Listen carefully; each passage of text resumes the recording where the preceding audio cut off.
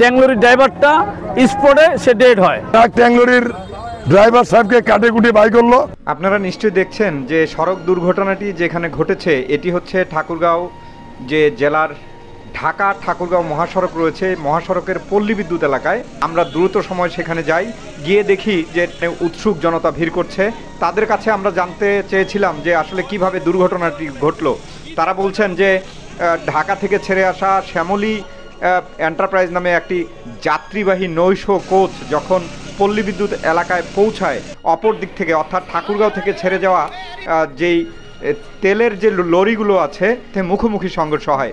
পরবর্তীতে দুমড়ে মুচড়ে যায় যে সামনের যেই অংশ, সেই সামনের অংশ কিন্তু দুমড়ে মুচড়ে যায় দুটি গাড়িরই। তবে সেখানে তাৎক্ষণিকভাবে যেই দুর্ঘটনাটি ঘটে, এই দুর্ঘটনায় অনেকেই কিন্তু আহত হয়েছে। তবে সবচেয়ে বড় বিষয় যে সামনে যারা ড্রাইভার এবং হেল্পার ছিল তারা কিন্তু একদমই গুরুতর আহত বলে আমাদেরকে জানিয়েছে।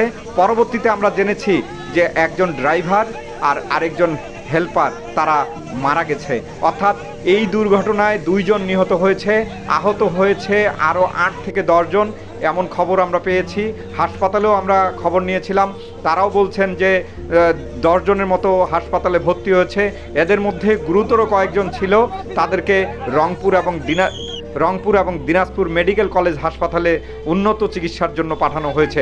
আমরা লক্ষ্য করেছি যে ফায়ার সার্ভিসের কর্মীরা তারা কিন্তু সেই জায়গা থেকে আহত এবং নিহতদের উদ্ধার করছিল এবং দ্রুত সময় বিজিবি যারা সদস্য রয়েছে তারাও কিন্তু সেই ঘটনাস্থলে আসে।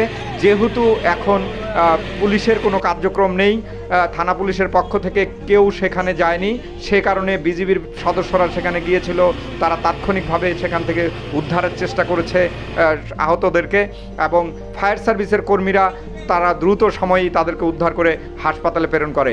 তবে যেই আহতের যেই বিষয়টি রয়েছে তারা এখনও পর্যন্ত হাসপাতালে কাতরাচ্ছেন, এমনটি কিন্তু আমাদেরকে জানিয়েছেন যারা প্রত্যক্ষদর্শী রয়েছে, যারা হাসপাতালে গিয়েছেন তারা আমাদেরকে জানিয়েছেন যে মাদ্রাসা গাড়িটা এইটাকে ওভারটেক করতে গিয়ে ট্যাংলোরিটা যখন চলে গেল সামনে, শ্যামলী গাড়ি ব্রেক করছে আর পানির কারণে শ্যামলী গাড়িটা ঘুরে গেছে। তখনই আপনার গিয়া এই সংঘর্ষে এই ট্যাংলোরির ড্রাইভারটা স্পটে সে ডেড হয়। সার্ভিস আছে, ট্রাক ট্যাংলোরির ড্রাইভার সাহেবকে কাটে কুটে বাই করলো। শ্যামলী কোচ আসতেছিল ঢাকা থেকে, 10 মাইল থেকে ঠাকুরা থেকে ঢুকতেছিল, আর লরি গাড়িটা ঠাকুরা থেকে দিনাজপুর উদ্দেশ্যে যাচ্ছিল। যাইতে পরে ট্রাকটা ওভারটেকের কারণে আসে মুখোমুখি সংঘর্ষ হয়।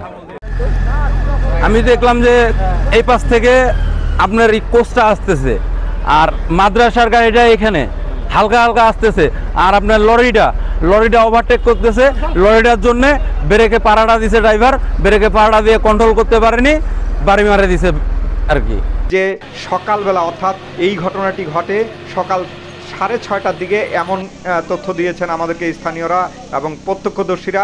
তারা বলছিলেন যে সেই সময় কিন্তু মানে হালকা বৃষ্টি হচ্ছিল, সেই বৃষ্টির মধ্যে দ্রুত গতিতে শ্যামলী পরিবহনের যেই যাত্রীবাহী বাসটি সেটি ঢাকা থেকে ছুটে এসেছিল এবং এই পল্লী বিদ্যুৎ এলাকায় যখন আসে তখন ব্রেকে চাপ দিচ্ছিল এবং ব্রেকে চাপ দেওয়ার কারণে কন্ট্রোল না করতে পারায় এই অপর দিক থেকে যেই তেলের যে ট্রাক লরিটি যাচ্ছিল তার সাথে মুখোমুখি সংঘর্ষের ঘটনা ঘটে এবং সে কারণেই এত হতাহতের ঘটনা ঘটেছে। তবে এখনও আশঙ্কা করা হচ্ছে হয়তোবা এই দুর্ঘটনায় আরও কেউ মারা যেতে পারে।